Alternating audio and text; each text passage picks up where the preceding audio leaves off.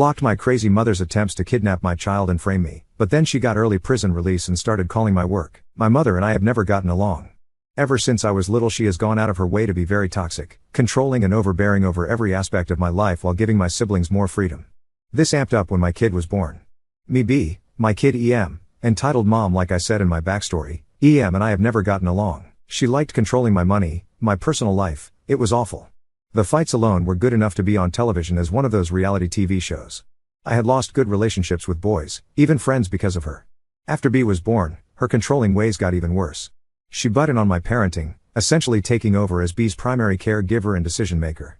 She told me that because I lived in her house it was her right as the grandmother to do whatever she liked, and if I didn't like it, I could sign off my rights to B and leave. Of course I refused to do this and stayed because I wouldn't abandon my little B. I will admit that I wasn't in the best financial position when I had B. B's father and I had broken up and forced me to move back home with EM. I hated it. Over the next couple of years, I let EM have her way, all the while working my ass off at a night job and was saving money. She stole the money I had saved up more than once, so I was forced to get a bank account. I was fine with paper checks and cashing them at our local check cashing place up until that point, but because she kept stealing, claiming my money was her money, I had to get creative with where I hid my cash until I got the bank account. Because it was a bank-issued debit card, it requires a PIN to purchase things. I of course came up with a special PIN number that she would never guess. One night I am cooking dinner for my son and EM bursts in demanding to know where my money is. I tell her that I had set up a bank account for myself. She flipped out. She demanded to know the PIN to my debit card so she could take out the money, and I gave a big fat no. She screamed at me for being selfish and that she deserves the money more than me because me and B live in her house, and if I wouldn't give up the PIN then she would cut the card into ribbons so neither of us could have it. By this point, on the advice of a friend, I had begun recording EM whenever she began to misbehave for any reason. After telling EM I wouldn't give up the PIN, she grabbed the scissors and chopped my debit card into tiny pieces. I knew I could just go take out cash if I needed to, and I had discovered a convenient hiding place where I had been stashing my cash, so I wasn't worried. I requested a new card the next day and went about my business. Some time later, when I had saved enough, I began looking into apartments. I found one close to work and there was a daycare center a few blocks away, which would be perfect for B and I. I got a friend to go with me, and after a bit of talking with my new landlord, I signed the lease, paid the first 3 months of rent off and got the keys. I was stoked to say the least. I went to EM's house and began packing right away. She barged into my room without even knocking and asked just what the hell I was doing. Of course, I picked up my phone and began recording right away. I told her that me and B were moving out. Without any hesitation, she began screaming, demanding to know where I was taking her kid. I refused to tell her. So what does EM do? She calls the police. The police arrive, and before I had the chance to explain the situation, EM begins ranting and raving that I am kidnapping her child. Her child? The officer looks at me with suspicion but then relaxes when I tell him B is my kid and that we are moving out. EM flips out even more, demanding the officer to arrest me and force me to sign over my parental rights to her and to interrogate me into giving up my bank details. The officer sighed. That kind of sigh, like why the hell he was even called out to this situation. He told my mother that he could not arrest me for moving out because I'm an adult and B is my child, and he couldn't force me to sign over my parental rights, nor could he force me to give up my bank information. He then told her to, if she wanted to go for grandparents' rights, she most certainly could, but given how unhinged she is just because I am moving out, it doesn't seem like she is within the right frame of mind to be anywhere near any child, let alone her own grandchild. This did not go over well at all. As the officer was leaving and I was in the process of packing up some of B's things, EM lunged at me and began scratching at my face. I naturally defended myself and shoved her away from me. She screamed at the officer to arrest me for assaulting her. The officer sighed again and said he had seen her lunge at me first and me shoving her was me defending myself. He then added that someone would be going to jail tonight and told her to put her hands behind her back. I never felt so grateful for the police in my life. I will add with a part 2, and #X200B. First off, thank you to the supportive comments from part 1. Secondly, part 2 is a doozy, so strap in and enjoy the crazy train ride. Again, me B, my kid EM, entitled Mother. While EM was being carted off to jail for a nice, relaxing cool down and lock up for the evening, I took the opportunity to pack everything I could within the time I had. My siblings were understandably upset EM had been arrested, but after explaining the situation, they didn't really try to stop me either. I secured a moving van and packed up everything and went to my new apartment with B. A friend helped me unpack some basic things, helped me set up B's bed, and we got Chinese food. The feeling of relief swept over me like a tidal wave. After years of abuse, stealing, being controlled and being stolen from, I was free. I don't think I ever cried so hard. I'm still in therapy. Eventually, I was unable to continue working nights because finding childcare at those hours was impossible, and almost everyone in my family had disowned me for hurting EM. I found a job that paid close to $3,000 a month and it was above my skill level, but thankfully it had a full training program and I was able to afford the daycare close by and still make enough to pay the bills and have a little extra for saving and fun things for me and B to do on the weekends. While I was glad to get away from B would often say he missed her and how much he liked the presents she gave him. While I didn't let B go without, he certainly wasn't getting as much as he did before. Of course I didn't want to shatter his view of his grandmother and break his little heart, but I didn't want to lie to him either. I told him that was no longer in our lives because she treated me very poorly and it had gotten to the point where I couldn't handle it anymore. B is 7 now. He understands when adults are being mean to each other. He knows was mean to me, but he did like that she was nice to him. He's a kid, so I won't hold that against him, even if it makes me grumble a lit. Fast forward a year. I had made our apartment into a home. B's bedroom was stocked full of toys, clothes, a bed, books, and the fridge was always full. On my income I was able to buy myself the queen bed of my dreams. I afforded us a comfortable life. While we weren't rich, we had enough money to live, and having financial stability was something I never thought I would have under EM's control. I had even started seeing a very awesome guy I had met at a luncheon my boss was throwing. We hit it off immediately and B absolutely adores him. After having NC with for the year, I was surprised to see I had a message over Facebook from one of my siblings. They asked me if I'd be willing to talk to and try mending the rift because she missed B and wanted to mend our broken family for B's sake. I didn't want to. I felt like this was some ploy to get her claws into B and hurt me again. Just looking at the message made me have a PTSD episode. I was scared. Very scared. After my boyfriend helped me to calm down and told me that talking to my therapist might help, I called her and set up an emergency appointment. My therapist told me that reaching out might be sincere and the most that will happen is the visit going bad and I go back to NC again. I wasn't worried about there being an argument. I was worried might steal, or worse kidnap B if I turned my back. My paranoia was all over the place. After thinking it over for a while, I decided not to let fear control me. I messaged my sibling back and we made plans to meet up in a public place for lunch. I agreed to bring B with me, but I made the condition that my boyfriend would join us as well. My sibling wasn't happy with this but hesitantly agreed. Red flag number 1. As the day of the lunch approached, sent a message to me on Facebook, saying how much she missed B and that she had loads of presents for him. I said I am sure he will be very grateful for the gifts, and said she had one for me too. To avoid an argument I thanked her and told her I would see her at the lunch. She assured me I would be shocked when I opened my present with a devil grin emoji. Red flag number 2. On the day of the lunch my anxiety was shooting through the roof. I kept changing my mind, but my boyfriend assured me he would be there for my every step of the way, and if I was uncomfortable and wanted to leave, we would grab B and get the fuck out of there.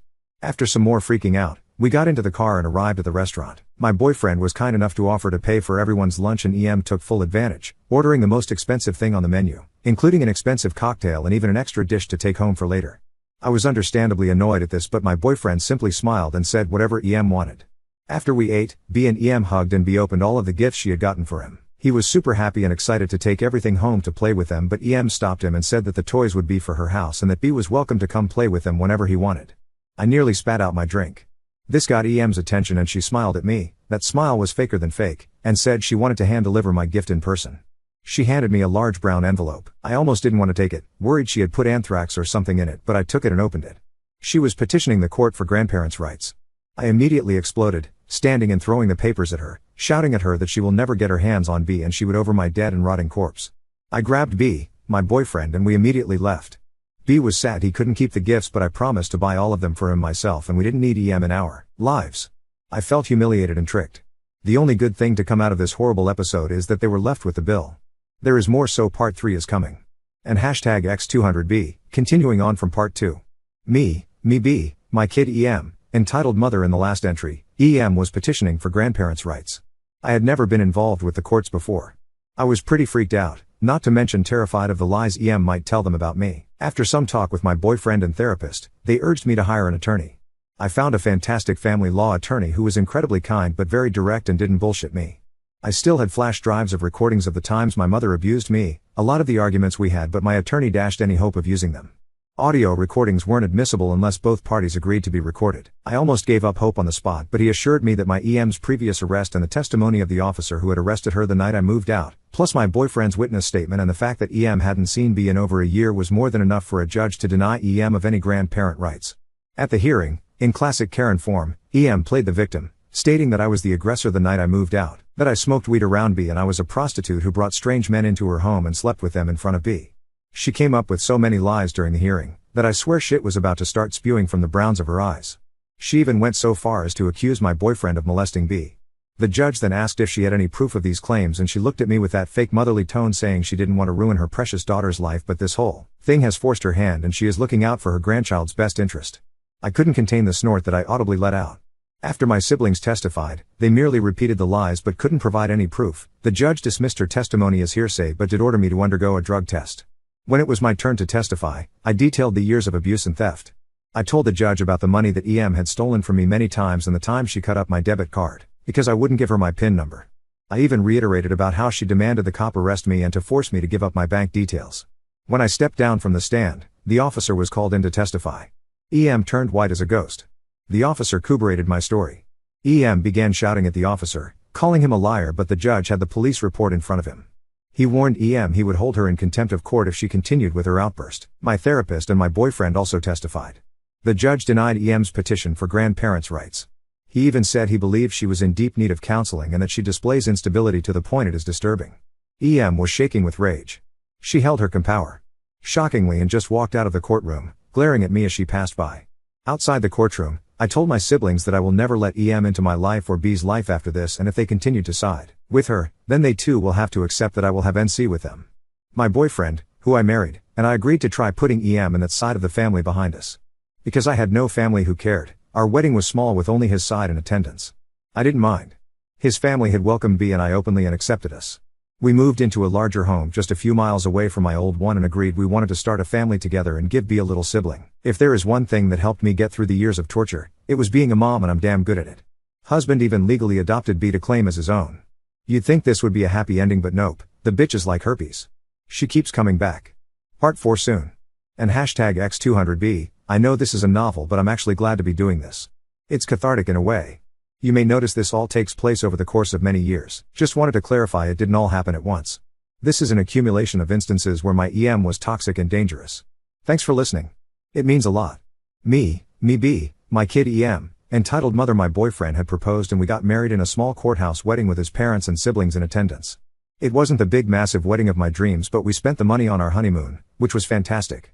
Fast forward 2 years, I am still in therapy, and it helps to have a husband I can turn to when I am feeling stressed or my PTSD starts to flare up, as I call it, but I start to notice he is being distant toward me. To make a long story short, he had been cheating on me for well over a year with a coworker.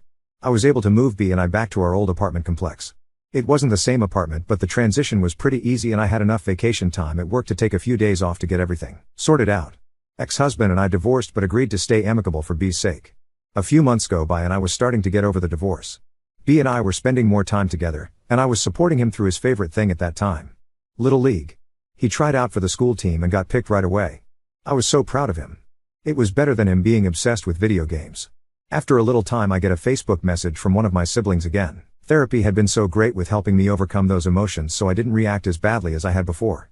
They wanted me to forgive EM for how she acted and that she was deeply sorry for it and truly wanted to mend the rift. If she was so sorry, why didn't she message me herself? She has my Facebook.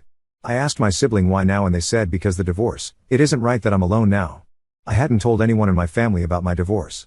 I'm pretty much NC with all of them. I'm guessing word just spread around about it. I told my sibling that I was fine and I still didn't want any contact with EM after she lied about me to a judge. Sibling said EM had been in therapy and realizes she was wrong and thought if she messaged me herself, she would just get blocked and ignored. Hearing that EM was seeing a therapist actually made me happy. Maybe now EM could see that her abuse and torturing me was toxic and that it destroyed our relationship. Because I'm an absolute fucking idiot, I asked my sibling if she could watch my apartment and B while I take a short but much needed vacation with some friends. I would only be gone for the weekend, as we were going to the spa. I also asked sibling not to tell EM my address. Just as a measure of safety, I asked my ex-husband to check on my apartment from time to time over the weekend. I thought this would give me the chance to get to know their family a little and I would get a nice quiet 2 days of pampering. I drive to the spa and I'm there not even 3 hours before I get a frantic call from ex-husband.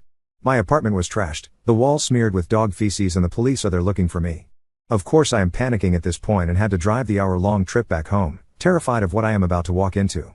When I get there, I am arrested on the spot for drug possession, child neglect and child endangerment. I am absolutely, 100% shocked by this. I don't do drugs. I don't even smoke weed. I have a couple drinks on occasion, but other than that, I'm pretty much a square. I am hauled down to the police station and interrogated at length about the accusations being labeled against me. EM had made a call to them after seeing her grandson covered in bruises and dog feces. We don't even own a dog.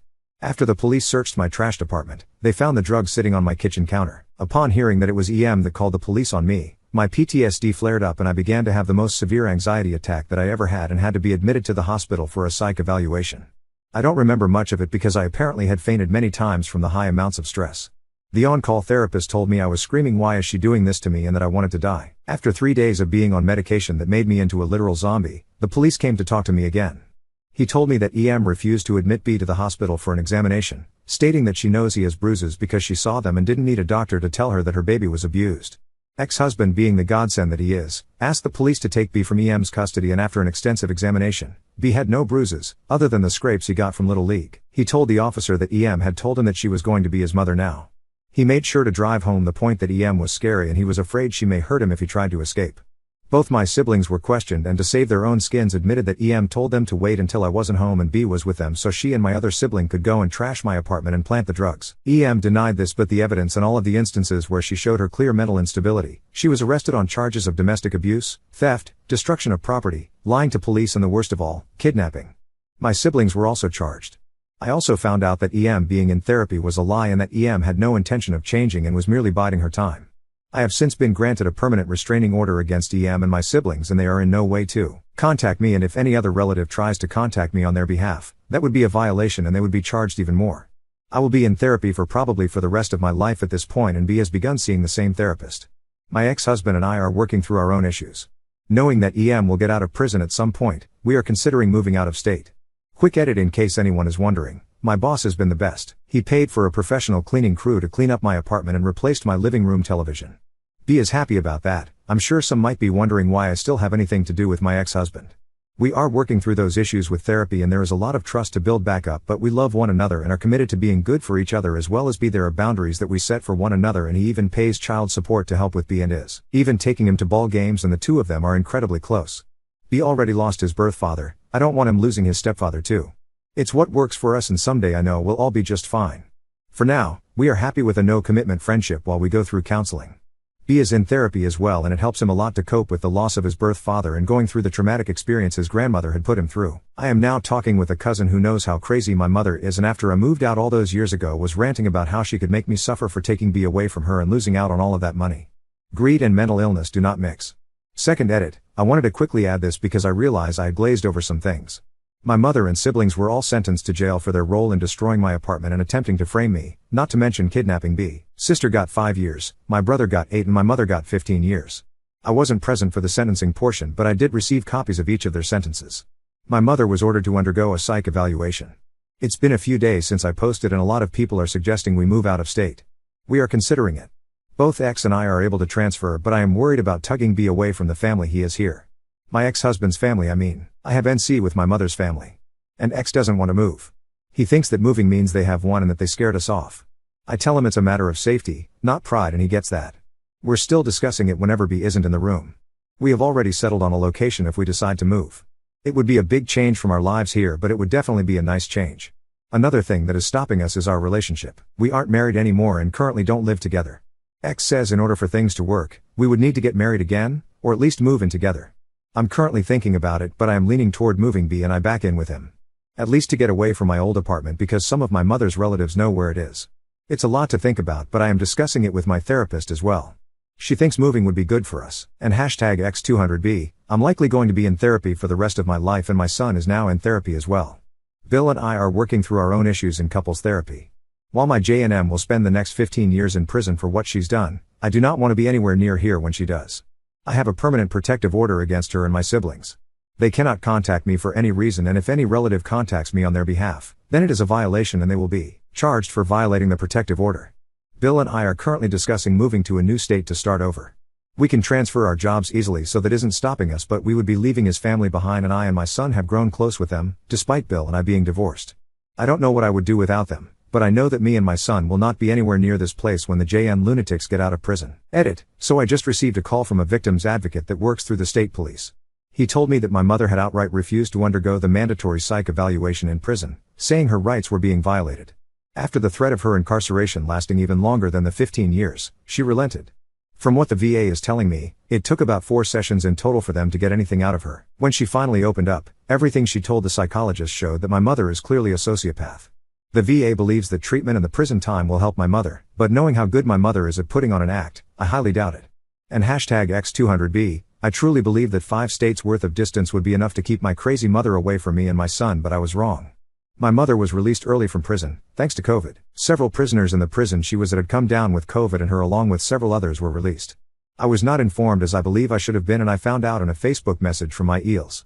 In case anyone is curious, my mother attempted to frame me by having my brother trash my apartment and smearing dog crap on my walls and planting drugs in my kitchen. My mother made reports against me for abusing my son in an attempt to take my son away from me and put me in jail. My sister was babysitting my son. I had gone to a spa with some friends from work and was only there a couple of hours before my now husband, former ex at the time but we're back together now, called to tell me what was going on at my apartment. I was arrested and interrogated but had to be put into the psych ward from having an anxiety attack and wanting to die. My mother kidnapped my son, but the joke was on her because my husband had legally adopted my son and he was promptly taken out of her house and she was arrested after my siblings squealed on her when they were interrogated. My mother had done many awful things to me during my childhood and my adult years, including stealing money from me, beating me and trying to take over raising my son. She tried having me arrested for not giving her my bank details and kidnapping my own child. I went no contact with her after my son and I moved out. Fast forward a few years and the paragraph above was the end result that led to my mother and siblings going to jail. My husband, Bill, and I got remarried in a double wedding with my best friend, Barbara, and her now husband, Dave. We all moved to the new state and we were finally getting on with our lives. I transferred from the old branch to the new one and have been working. Bill works from home. We both make good money together and our schedules are flexible so we make time to do family activities with our son every weekend. I thought life, even with COVID, was pretty close to perfect, until a week ago. I was checking Facebook at work, like I always do when I have a couple of minutes between calls, when I see a message from my eels. My mother had been released from jail and showed up to their house demanding to know where me and my son were. They refused to tell her and slammed the door in her face. My heart jumped into my throat while reading the message. I then notice I have a message request from someone named Deb. It simply read, "Where are you?" I'm not stupid and I know it was mother attempting to contact me, so I blocked that account and called the police in my old state. They stated that unless I can prove it's her, there isn't much they can do. I hope that if I kept blocking anyone I don't know who contacts me, things would be fine, but I was wrong again. On my Facebook, I do specify where I work, so she found out and contacted the old branch of my job and one of my former coworkers, who was informed of the need for secrecy but didn't care, let it slip where my family and I had moved to.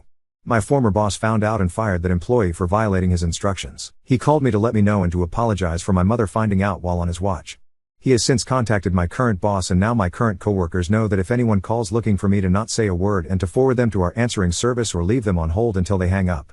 Sure enough, mother got the phone number to my job and has been calling up to 10 times a day trying to get me on the phone. Thankfully my coworkers have been amazing gatekeepers and have not catered to my psycho mother's demands, but simply leave her on hold until she hangs up. I have discarded my old phone carrier and have upgraded to a new plan with a new phone and phone number, but my direct work number is public and I can use it no matter where I am in the country.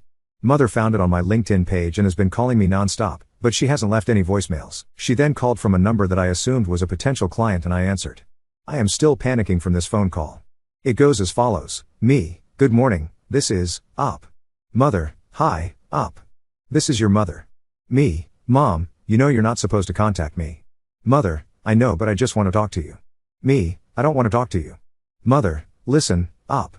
You can't avoid me forever. This foolish charade of yours has gone on long enough, don't you think? Don't you think it's time you set your selfish wants aside and do what's right for Brandon? He needs his grandmother. Me, are you joking? Why the hell would my son need you? You tried to kidnap him after having, brother, smear dog shit on my walls and plant drugs in my apartment. If Bill hadn't adopted him, who knows what you would have done. You need to leave us alone. Mother, you're not fit to be a mother, Op. You never have been. I can do better for Brandon than you and that brute you're shacking up with. Feel free to keep that man, but let my grandson be with a family that truly loves him. Me, my blood boiling at this point, over my dead body. I then hung up and blocked the number. I contacted the police again and told them what happened and they now acknowledge that she poses a risk to me and my son, so they are looking for her. She lost the house she was living in, so who knows where she is at this point. One thing about my job that I love is that I can bring my laptop home and take calls and deal with clients from home if I choose, but I enjoy working in the office because my coworkers are great and I can meet with clients face to face, but now I have to invite them to my house and that comes with even more anxiety. School is starting soon, so I made sure to fill out my son's emergency packet, including the list of who is allowed to take him out of school for any reason, just in case my mother tries to kidnap him from school. Barbara and Dave are up to speed on everything, so they will be keeping a lookout while my son and I basically hide away in the house until the psycho bitch gives up. We already have 2 guns that we keep secure in a safe in our closet. It's password protected and our son doesn't know it. I've been going to the gun range to learn how to use mine and to get over my anxiety of them. I'm also considering self-defense classes. And hashtag X200B, trigger warning, I will be speaking of sexual assault. Hello, Reddit fam. It's been a while but I just wanted to get on here and finally give an update, as I now can. If anyone remembers, my mother mistreated me all of my life. She stole from me, abused me, tried to steal my bank details and framed me with drugs so she could kidnap my son. And that is just the abridged version of the crazy shit my mother has done to me. The last time I heard from her, she had been calling my job non-stop, calling me unfit and demanding I give her my son. Since then the police have been searching for her. She had an active warrant in my old state and hid herself away to avoid being arrested, but that didn't stop her from contacting me and harassing me with the threats to take my son. My son Brandon, who is almost 11, thinks she's a crazy bitch and said if he ever had to go with her, he would jump in front of a semi-truck. A bit dark, but I agree with the sentiment. Because of all of the constant calls and harassing voicemails mother left at my work, my boss had to let me go, which was devastating, but I was able to secure a new job quickly. I actually work from home full-time and get paid more, so I am not too heartbroken over the loss. We converted our spare bedroom into my office, and not having to doll myself up on the daily and just lounge in my sweats and answer calls has been pretty frickin' sweet. It gives me more time with my family and bills, and my love life couldn't be better, and this is evidence that I am now pregnant with our first child together. I just found out 2 months ago. Somehow psycho bitch found out and I don't know how. We didn't announce anything on Facebook or tell anyone but my eels. I secretly think one of them let it slip to a relative, and the snowball effect made its way to my mother's ear because I started getting harassing messages from my uncles, both of whom are convicted pedophiles, demanding to know where I am, and no amount of ignoring them or threats of police were making them leave me alone. Eventually I blocked the accounts when I saw ignoring them wasn't working, and for a time things were quiet and I felt I could breathe a little. I want to confess something, and it is embarrassing. My grandfather on my mother's side molested all of his kids, my mother included. They grew up believing it was the norm, and my grandmother did nothing to stop it and let it go on, even encouraged it. My uncles were convicted of raping and molesting my cousin, who is now in therapy for life. I don't want to go into more grim detail as it is traumatic even for me. I was also molested by my uncles when I was a kid, and I know no amount of jail time has cured them of their sick and twisted ways of thought. Therapy has been instrumental in me moving past my traumatic childhood and given me the tools to be stronger and a good mother to my son. You can see why I want to keep my children as far away from them as possible. 2 weeks I was working and I got a call on my work number. When I picked up, it was mother calling me again. I found out she had hired a PI to find out my new job and my address, which sent me into a rage I had never experienced before. I can't even transcribe it because it mostly consisted of her screaming more threats that not only was she going to take my son, but she would now be taking my unborn child. Straight from my belly if need be.